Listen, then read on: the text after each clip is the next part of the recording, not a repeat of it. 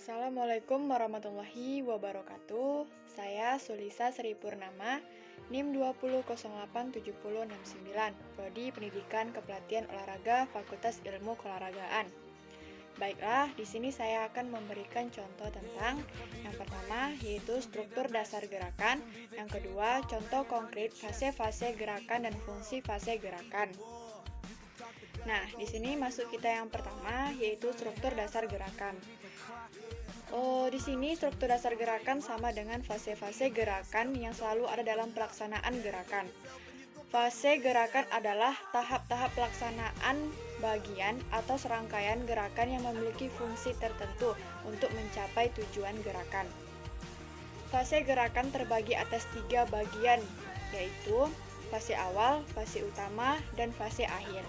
Contoh fase-fase gerakan bisa kita contohkan pada salah satu cabang olahraga lompat jauh sebagai berikut. Pertama yaitu fase awal. Fase awal ini seluruh gerak atau aktivitas yang dilakukan sebelum menolak pada balok tumpuan, seperti mengambil awalan, ancang-ancang, membangun kecepatan dan percepatan, menempatkan kaki tumpu pada balok tumpuan. Nah, contohnya lainnya itu bisa seseorang yang berjalan tidak langsung melangkahkan kakinya untuk berjalan, tetapi didahului dengan gerakan ayunan tangan ataupun kepala. Yang kedua yaitu fase utama. Fase utama ini seluruh gerak atau aktivitas yang dilakukan untuk mendapatkan hasil lompatan yang terjauh atau menolak, melayang, menjaga keseimbangan, mencegah terjadinya aktivitas yang kontraproduktif. Yang ketiga yaitu fase akhir. Seluruh aktivitas yang dilakukan setelah mendarat yaitu menjaga keseimbangan tubuh untuk mencegah terjadinya hal-hal yang bersifat kontraproduktif. Nah, masuk kita yang kedua yaitu contoh konkret fase-fase gerakan dan fungsi fase gerakan.